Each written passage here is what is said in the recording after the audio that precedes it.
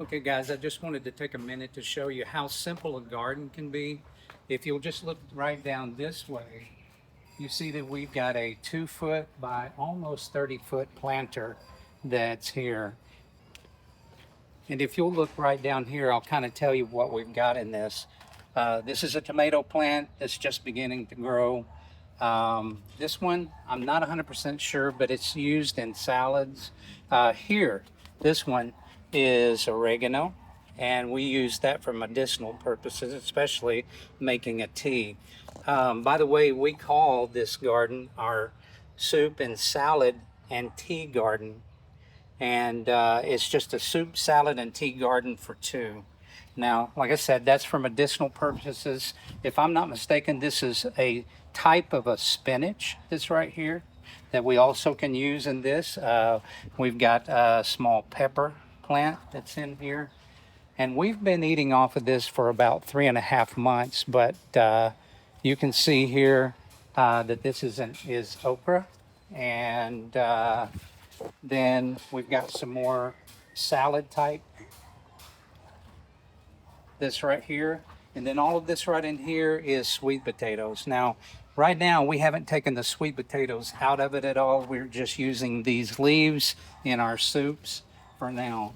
And can also be used in a salad. This one is a very bitter fruit. It's something that my wife likes, and she thinks it's highly medicinal. Umpalaya. Ampalaya. Ampalaya. Ampalaya. Ampalaya. And then of course we've got another another okra we like quite a bit. And then we've replanted some onions just back down in here. They're so easy to replant and continue to go on. And this one is another tomato plant. This one is something we use in cooking a lot here, and that is lemongrass. Now this one right here is called an insulin plant. It is not the scientific name for it. It's because here they use this for medicinal purposes, which is to lower your insulin, I assume. We haven't even used that. And then again, we've got some more things that we use in our salads here. But right over here, I want you to look at this. And right at the end of this, this is how we amend our soil. First of all, as we'll be talking about, this bucket and that bucket is for composting. So what we do here is that in our browns, we've got all kinds of leaves and that sort of thing, and we put our eggshells in here and let all of that stuff dry out. And then once we put in some of our scraps and that sort of thing, like our banana peels or anything like that, then we throw those things in here. Then we come back over here and take some of this brown right here, maybe even some of the eggshells, and then we just put it on top of it, and then we toss that around. Now, one of the things that's really important about composting is your nose. What does it smell like? If it's rancid, then you're not putting in enough browns. You got too many greens. But this one smells very natural, very earthy smell, and so this one is really healthy. So whenever we replant things, we'll take that out and we'll amend our soil before we replant something. So one of the things I wanted to show you, though, is if you'll just look up here at these trees, we had a large portion of this tree cut down, but over here we left it.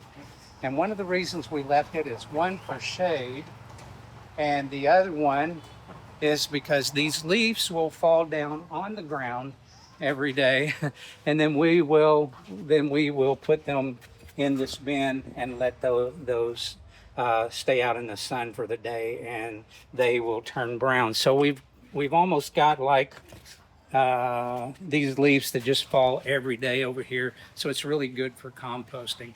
Now I'm going to go show you something else that we grow.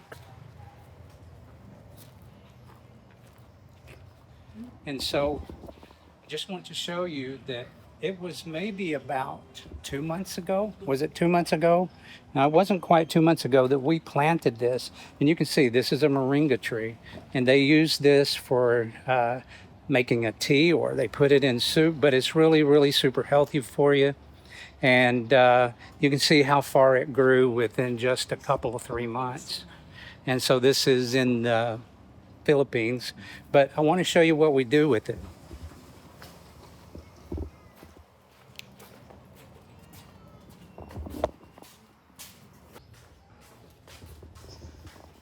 So right here, you'll see that this is a basket that my wife puts the moringa on it to make her moringa tea, and she dries that out.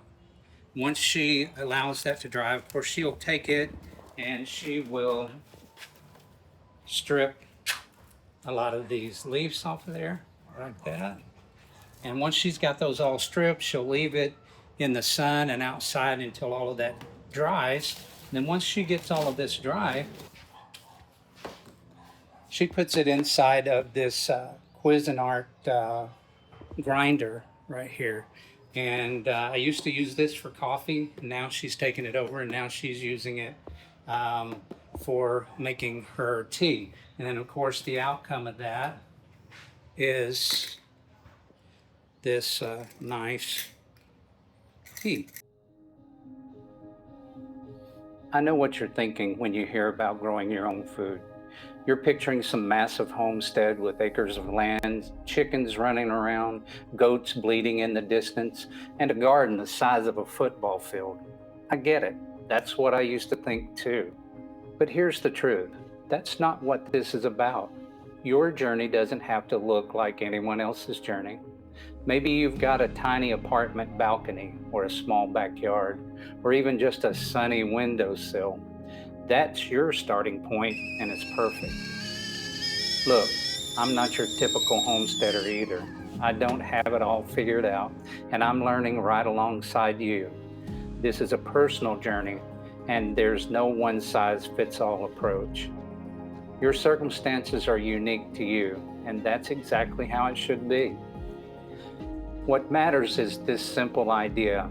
Everything you grow or raise makes you a little less dependent on those big centralized food systems. Start where you are with what you have. Got space for one pot? Grow some basil. Got a yard? Try a few raised beds. The point isn't perfection, it's progress. And when you grow what you eat, you know exactly where it came from and how it was grown. No mysteries, no wondering what's really in your food. This journey is about taking back some control, one plant at a time. You don't need acres, you just need to start. And remember, don't overcomplicate it. Here's to your health.